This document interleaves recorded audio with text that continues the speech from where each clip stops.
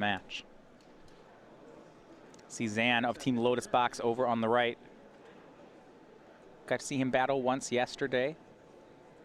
Now going for top 8. We have 4 win-ins for top 8. We're going to try to get as many of those as we can, starting over here. Joshua winning the coin flip. He will be on the die roll, I suppose, coin flip. 2 Mem Knights and a Blink Moth Nexus to start that out. I don't think you lost anybody when you said flip. I think the correction is where you lost people. Well, they didn't flip a coin. You gotta, the literal parts matter. You can't prove that. Turn 2, Arcbound Ravager on Joshua Smith's side. I'll have you know that Adrian Sullivan flips a coin before every match he plays. You can hear it across the room. The coin's about. And 2 damage comes in. Zan drops down to 16. His turn 1 play was the Noble Hierarch. We're going to look to add an infect creature to that. Yeah, if you can follow that up with Blighted Agent or Ink Moth Nexus, the Noble Hierarch provides the mana to have some backup interactive spell. Yeah, where Joshua could get an advantage is if Zan's Infector is Glistener Elf, it's going to be very hard to attack through these Mem Knights with Arcbound Ravager. The block and then put a counter on Ravager play available multiple times for Joshua. Yep, Zan will be looking to break through with his 1 copy of Distortion Strike. And this is a slower start indeed for Zan. Plays a 2nd Hierarch and attacks for regular damage. 2 in off Exalted puts Joshua to 18. I do like the closing speed of Infect, but I gotta say, the Noble Hierarch plan generally a lot slower than Affinity. Yeah, you're really hoping for a Blighted Agent or an Inkmoth Nexus that turn. At least a Glistener Elf. An opportunity then for Joshua. Springleaf Drum.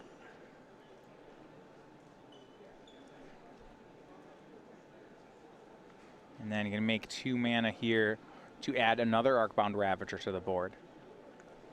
Starting to go wide here does Joshua. He doesn't have the immediate payoff yet. Eventually these Ravagers will be able to just all in on 1 turn. But for now, it's just an attack for 2 from the Mem Knights. It's been so long since Infect's been a deck that people played. You do have to wonder if Joshua Smith knows that that's what Zan's up to. Yeah, I suppose this could just be a Bant Company deck from what you see so far. Could even be humans. One of the tricks that Zan could have is that one of Dryad Arbor that Infect typically plays. He can get it up either the Windswept Teeth or the Verdant Catacombs. Outside of that, I think Joshua will see the Infect coming. There's no like haste source of damage here. Yeah. I mean, this is Collected Company mana, but with 2 Ravagers, you can shove into that pretty freely. Yeah, Ravagers is, you know, maybe you'll get ambushed by a pair of creatures. If so, put counters on the Ravagers, move on. Yeah.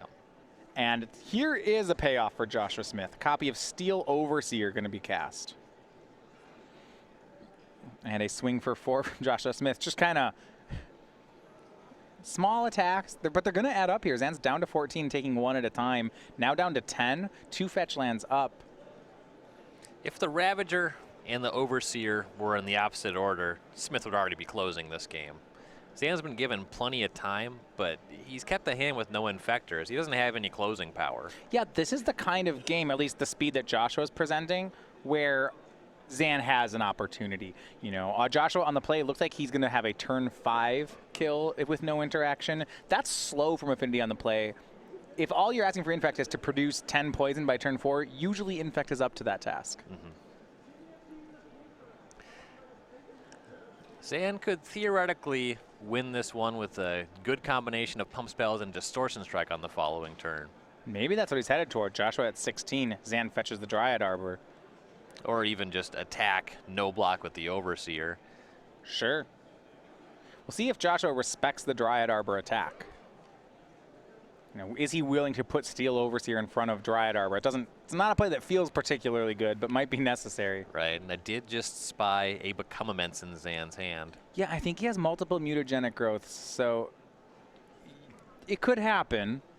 I've seen Stranger Things. Yeah. He's drawn a lot of cards. This game's been going on for a while.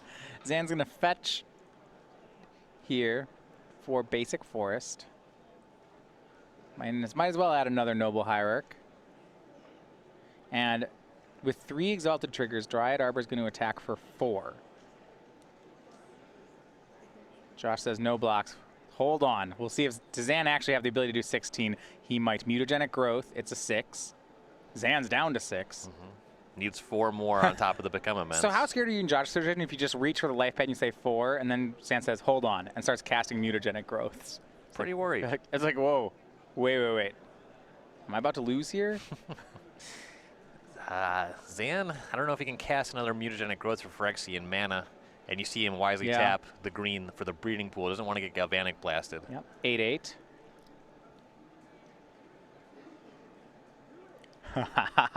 10/10. And he has exactly enough 16. mana. Wow. Oh, and Zan Syed takes the first game here. It wasn't pretty. Wow. It was not pretty, but it got there. Ooh, and that was his whole hand. 3 mutagenic growths and Become Immense. Oh, my. And Zan Syed's going to take the first game there. I was going to ask if there was the, the state of mind where Joshua Smith has to just put Steel Overseer in front of Dryad Arbor. It's so hard to do that because untapping with Overseer is so strong, and this is a 1/1. And also, Smith didn't have lethal on the following turn if you block with that Overseer. Right. Maybe there's Well, a he bunch might. of bunch of hierarch blockers though. Yeah, it's hard, right? You block, you get to swing with some Ravagers. I guess there's 4 attackers, and you could throw all the counters onto one thing. I didn't actually count to see if it was 6. Yeah, theoretically, if you're lethal without the Overseer, you might just go ahead and go for the crackback, make that block. But Yeah. a lot has to, Zan had a very nice hand for punching through there. Wow. So we go over to the sideboard. Zan Syed up a game. So we'll look at Joshua Smith first. 2 copies of Dispatch, 2 copies of Gear per Aether Grid, 2 Etched Champions, 2 Thoughtseize, a Bitter Blossom, a Grafdigger's Cage, a Blood Moon, an Ancient Grudge, a Rule of Law, a Relic of Progenitus, and a Wear Tear. So you're going to want some stuff to deal with infect threats. Dispatch is going to be great. If you have time to get it down, Gear per Aether Grid actually does a really nice job because all the infect creatures are generally 1/1s at their base. And you're just looking for lower the ground interactive stuff. You could go for Thoughtseize, get pump spells out of the hand. There's a small argument for Ancient Grudge because it can deal with 2 Inkmoth Nexuses, theoretically.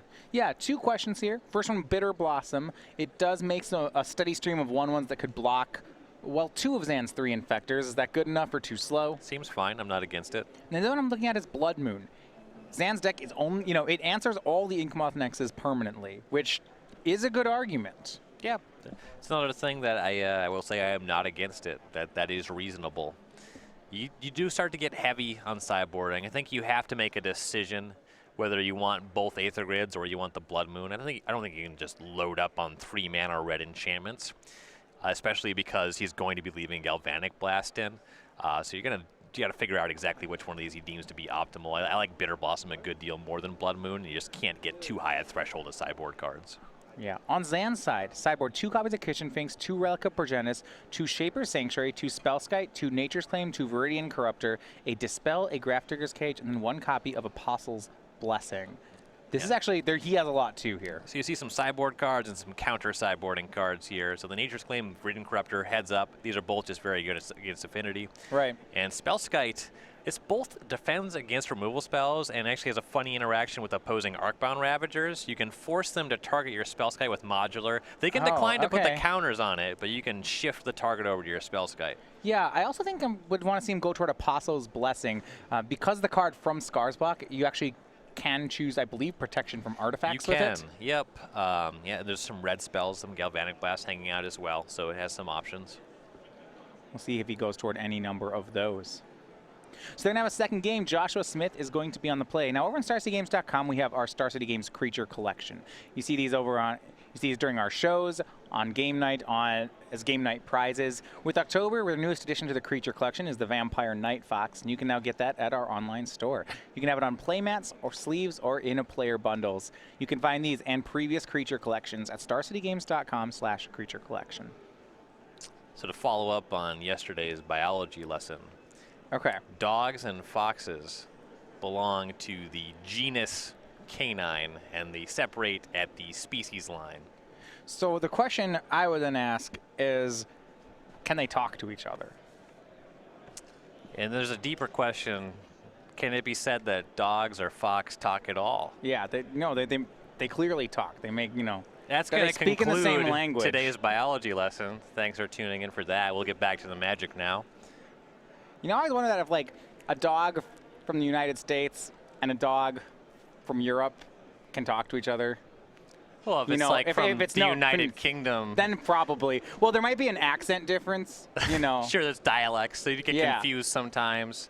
Right. The British dog would use some weird slang, and the American dog know. would get fighty about it. Probably think the other dog was, you know, trying to be all hoity-toity. Don't you look down on me. Yeah.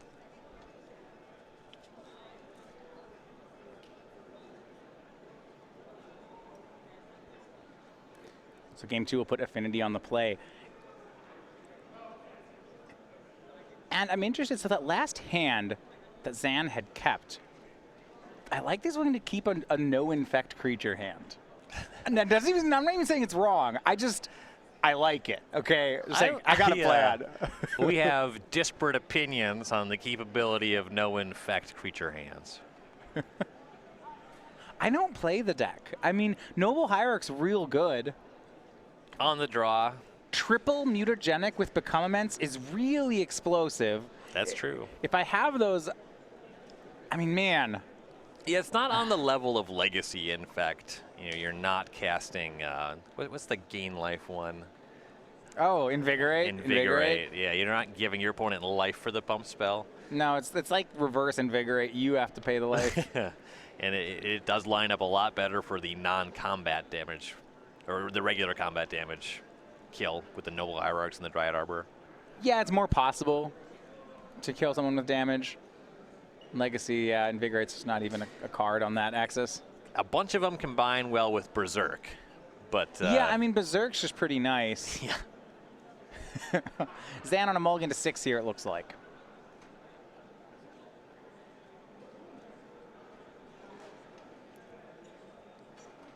Doesn't look thrilled about it. And in fact, can give you pretty bad mixtures. These all pump spell hands, or even the all creature hands, can be pretty poor.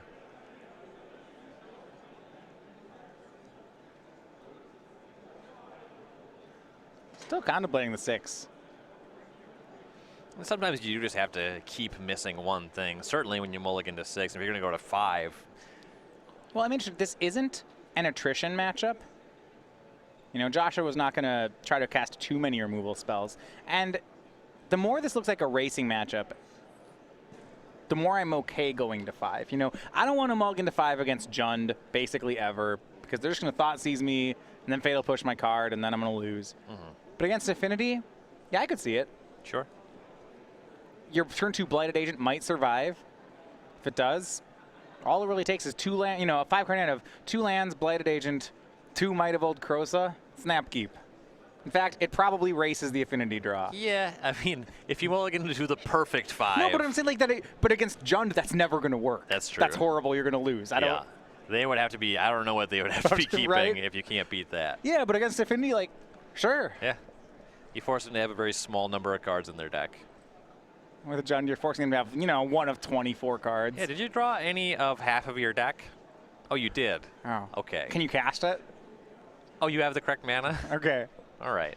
Well. Pretty lucky that you drew that land at all. Zan looks at a 5 and just immediately starts shuffling again. No, we can do it. Okay, so I picked a good 5. Okay. Okay, we can do it. We can do a 4. It's getting harder.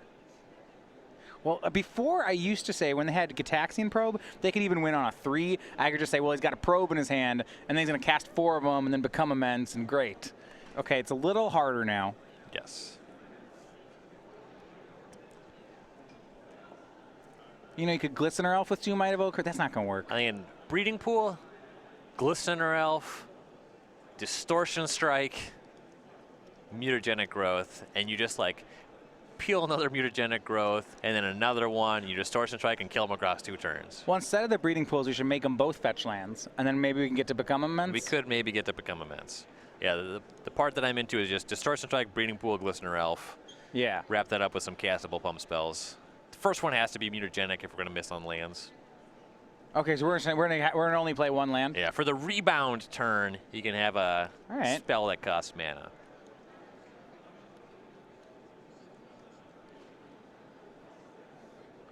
if you could have like 2 lands, 2 Viridian Corruptors. I think it's slow. I suppose if we were closer on cards, that value plan could work. Once you're minus, 3. Yeah, that hand's never beating an Arcbound Ravager. Turn 1 Signal Pest here for Joshua Smith. Zan draws Apostle's Blessing. A lot harder to leverage Yeah, that one on mulligans. You just need pump spells. That's a really nice card for the matchup, just not when you don't have cards. Our Steel Overseer for Joshua, no attack, pass. This one's setting up to be a runaway. Maybe we'll check Zan on removal. He has Dismember. There we go. Kill Steel Overseer. Down to 16. You can do worse than that. Unfortunately, that meant he had to skip casting his Noble Hierarch. Yeah, you can't let them activate Overseer even once. Right. Yeah, no, it's the right play. And from Joshua, we're going to see another Steel Overseer. It says go. Yeah. Galvanic Blast back up as well. Yeah, has the basic mountain in his deck and I believe does have the Galvanic Blast. Second land comes out for Zan. He'll make Noble Hierarch, leaving 1 up and pass. That's Inkmoth Nexus. Okay, it's an Infector. Galvanic Blast will shoot down the Noble Hierarch. Zan has to decide, is this worth an Apostle's Blessing? It's not metal crafted. You see 2 artifacts on the battlefield. Ooh, so he could pump. He'll still use the Apostle's Blessing. It would have to be Mutagenic Growth. He only has colorless mana up. But you do eventually want to pump up the Inkmoth Nexus. Ryan, ever since we stopped playing the bingo card when you won like the first round today, I'm just cleaning up. I just want you to know. Yeah. It's coming. It's gonna be the comeback. How many bingos do you have? None. Yeah. But I got a lot of squares. That's basically a bingo. Arcbound Ravager for Joshua Smith. Now, the eventually snowballing. Steel Overseer plus Arcbound Ravager is a pretty nice interaction. It's so many 1/1 counters. I mean, Josh was untapping with Steel Overseer, which, oh boy. Hard to lose when you do that. Certainly against, Noble Hierarch. Zan does have the Nexus, but Smith has multiple creature lands that are available to check that. Yeah, and I like how conservatively Joshua Smith's playing this because of that. Just wants to make sure he has flying blockers in case Zan's only real out is to try to one-shot him with this Inkmoth. We will see Viridian Corruptor here from Zan. 2/2 creature with Infect. When it enters the battlefield, you may destroy target artifact. He'll pick Steel Overseer. In response, Joshua's going to activate one of the Nexus. Both of the Nexus. Oh, both of them. They both activate themselves. Yeah. That's better. 1/1 counter on all creatures. So he gets 5 of them. And then the Overseer dies. Sacks to Ravager. Okay. Not leaving anything on the table. And Zan has to pass. He's brought himself down to 14 off those Phyrexian mana spells, and he has to start watching out for that.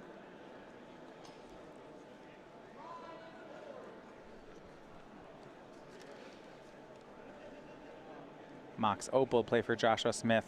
He's only got 1 card left in hand, but you see here 2 Inkmoth Nexus and 1 Blinkmoth means he has plenty of flying blockers in case Zan tries to attack in with that. Inkmoth Nexus also just the best blocker against the Infect deck. Even if they pump their way out of it, you get the -1/-1 counter on the creature.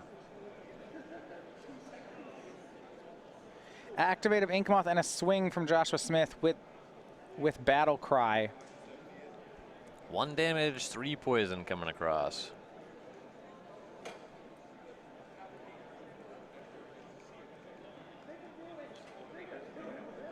So Zan goes down to 13. He's going to take some poison here. And Smith can actually shove with the Ravager and make this lethal poison. Oh. Well, that sounds better. He's counting it up here. So Arcbound Ravager currently at 3/3. Sacrifice a Nexus up to 4/4. So right now, after Battle Cry, it's a 3/2 Inkmoth. So he'll go ahead and make Arcbound Ravager into a 7/7. Sacrifice Ravager to move those 7 counters onto the Inkmoth Nexus. So instead of 3 poison, how about 10? Put an extra one on there just to be sure. And that's going to be game 2 going to Joshua Smith. So the Affinity player here evens things up at 1 game apiece. Yep, going to game 3. Yeah, not really seeing any sideboard out of the Affinity deck just yet. You still seeing some of it's in there. Yep. And for Zan, these have been really 2 horrible draws from his deck. Fortunately, he's 1-1 on the game score. Yeah, I gotta say, Joshua's game 1 draw was pretty mopey as well. I think it was slow. Yeah, it was a bunch just kept swinging for ones. Having multiple Ravagers makes a hand keepable. This is not the kind of matchup you want to run into with that. Yeah, I mean, against Jund, it's pretty good. Yeah. Well, players are going to get ready for a 3rd game. So over on our SCG weekends, we have the Infinite Challenge. If you haven't made it out to one of these, this is a new way to enjoy the Star City Games weekends and to get their playmats. These are 4-round events that are run all weekend. Now you can play in individually any of those events, or we have our Infinite Challenge 2-day package. Entry to that includes free entry to entry that includes entry to all of the challenge events all weekends long, as many as you'd like to play. Also, it is another way to get the exclusive playmat without playing the classics or the main event. And we have now an expanded side event schedule to play whatever formats you like. You can find out more at starcitygames.com/schedule. That's so much magic for one low price. I would say as far as number of rounds played, that's one of the best deals for the weekend. Absolutely. I suppose if you win the tournament, you get 3 bonus rounds in the top 8. So maybe not. Yeah. But even if you lose in the finals, you still get those 3 right, bonus rounds. 2nd place gets the value too. Mm-hmm. That'll kind of factor into your round expected value calculation. That's how I measure enjoyment of a tournament, is solely based on the number of rounds I get to play. I will say that if I'm not enjoying the tournament, that is going to be correlated to the number of rounds I play. Well, I think I like the Infinite Challenges because sometimes I register really bad decks. In fact, I frequently do that. And this way, I'm not locked into my really bad deck for the whole weekend. I can play a different rounds. Really bad deck. Yes, change it up. You ever enter a league on Magic Online, play 2 rounds, and think, I really don't want to finish this league? Yeah, though it's not usually when I'm O2. Because if I'm O2, it's because I registered a bad deck. And if I registered a bad deck, it's because I really like it. So I finished those ones. Where I might drop is if I'm 1-1 with a deck that I don't like. If I'm 2-0, I'll stand because, like, if I'm dropping at 2-0, why did I do this in the first place? Yeah. Well, yeah, for me, it's that middling record with a deck I hate. For me, it's just like, if I play the tournament tomorrow, I'm going to play the 23rd land, and I'm in this league with 22, and I'm not about that. So I got to play 3 more rounds with the wrong number of lands. I don't have time for that. I see that our Magic Online experiences are very different. I just don't play that much Magic Online. I played 2 rounds. I'm like, yeah, that's enough of this for now. I do most of my tournament prep. Actually, I do most of my tournament preparation in paper. I'd be playing a lot more Magic Online if they brought the Vintage Cube back. I will say that much. Do have an update on one of our backup feature matches. DJ West versus Tony Norton. It was our Jeskai control deck versus Panza. We're going to have some Blood Moons in the top 8 because Panza took that one. Yeah, figures to be a pretty good matchup for Stone Rain. Your opponent's just like wants to play tap lands and go to 6, and then you just start blowing up their lands. Yep. Starting on turn 2. So DJ West have a really rough match against Peter Tubergen's Affinity. Yeah. That's a bad matchup for Stone Rain. So game 3 underway. This is the winning we're on right now, though, and both players keeping on 7. Zan on the play.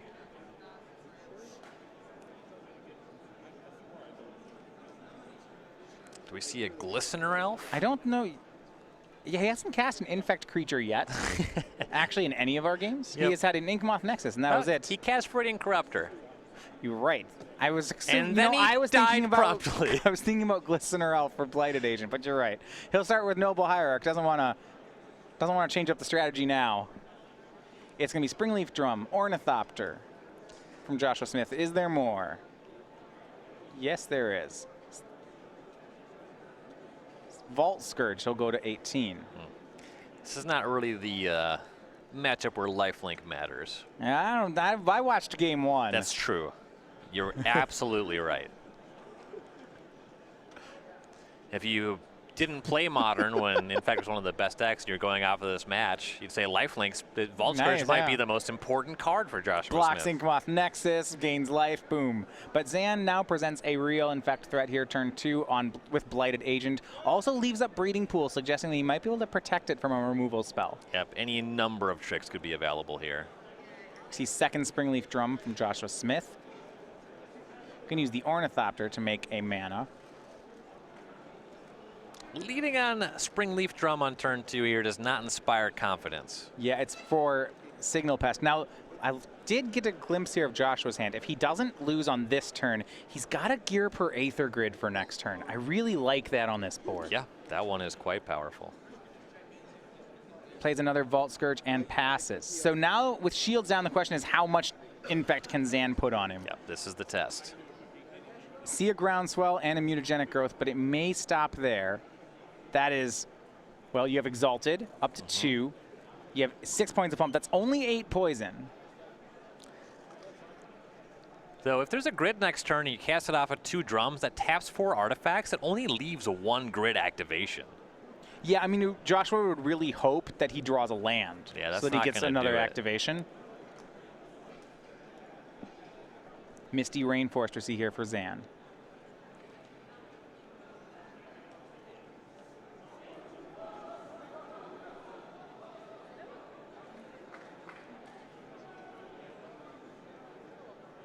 So Blade Agent will attack. It's going to Exalt. Now, this question, does Zan, do you want to dump your pump spells now? And I suppose Zan, the answer is yes. He'll go ahead and Groundswell it up to a 6/6. So if you can do 8 Infect this turn, and then you have Hierarch and 2 Infect threats you're going to at the next turn, it makes sense to make it so either one of them is lethal. It looks like he splits the difference. He puts 6 poison on Joshua and then plays another Bladed Agent. He could have used Mutagenic Growth, but holds that one back.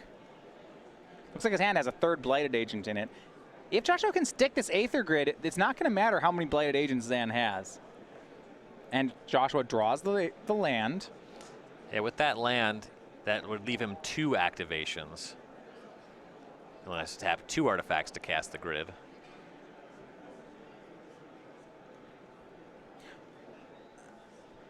Right now, that might be enough. We'll see how he plays. The timing here really is going to matter. Here's gear per Aether Grid. And this is the game plan. He's immediately going to shoot Noble Hierarch. Mutagenic Growth's pretty good against this. Well, you know, Zan's short 1 point if Joshua right now uses Aether Grid. Depends if he can find another pump spell or protective spell beyond that growth. Yeah. If he has anything. So I don't know that I particularly like shooting Hierarch. I might just want to go straight for the Infect creatures. Yeah, that makes sense to me.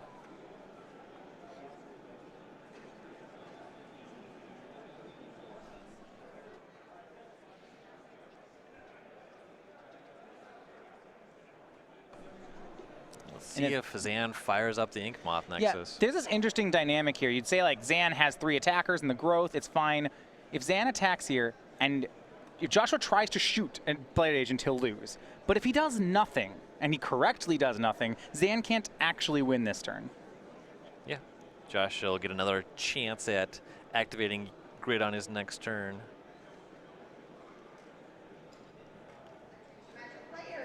The one thing that I'm looking out for, Ryan, so Joshua, you see, is at 8 poison, is Inkmoth Nexus. So the way that Joshua plays around pump spells is he kills creatures on his own turn. But you can't kill Inkmoth Nexus on your own turn. Right. And that's the attacker that I think's most concerning here. Well, how about this? All the creatures. Can you do 5 grid activations? So shoots down a Blighted Agent. Joshua untaps. There's 4 Infectors attacking this turn, but we look at the artifact count, there are 4 activations of Aether Grid available. So he'll shoot a Blighted Agent. You see he played Darksteel Citadel this turn, so he could activate Blinkmoth, and that would give him more. So second one, he'll ping down Glistener Elf.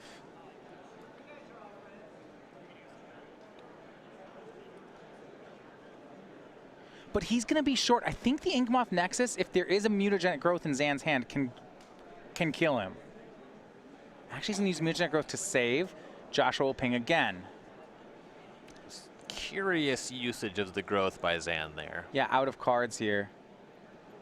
I think that might have cost him the game. Well, maybe not. Hold on. You can't actually attack with Inkmoth. Joshua can just activate his Blinkmoth Nexus, block, and then shoot. Right.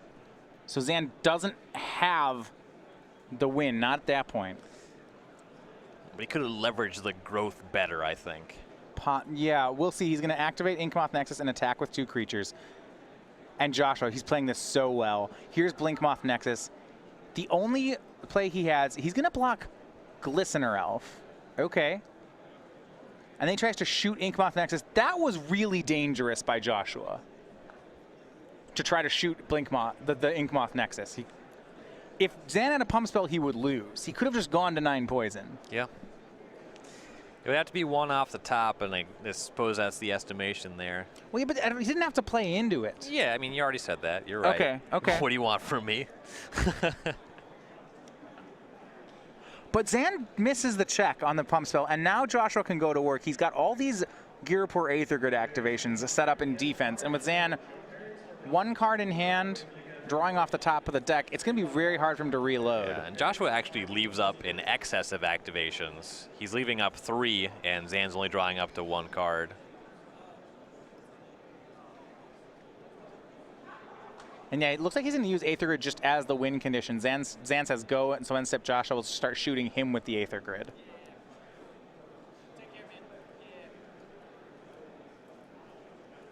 Yeah, once you handle the board, pretty easy to close the game from there. Yeah, Aether Grid, it's just a really nice sideboard card here. It's the answer to creatures and then turns into your win condition.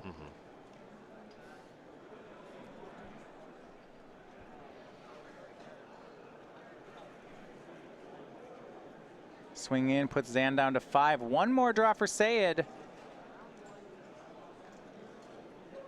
Got a last chance here. Here's Inkmoth Nexus. Swings. Joshua blocks with Ornithopter. Then shoots it. Zan extends the hand, and it's going to be Joshua Smith on Affinity. He takes the match in 3, and he punches his ticket for the top 8. Yeah, congratulations to Josh Smith. He's able to use that grid to take down Zan for Zan's Syed. Going to be a little bit outside this weekend.